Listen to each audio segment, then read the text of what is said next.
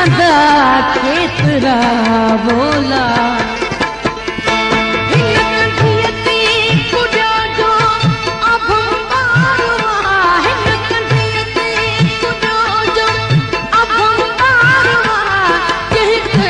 जल जो जानी अखन ठारवा कहते जी जल जो जानी अखन ठारवा तू जो बालक सुभाणे जो मैं मारवा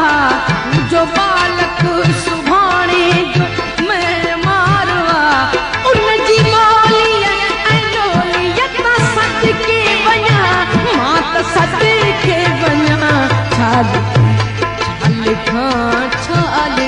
छा लिखा ओ सिंधु मुंहिंजी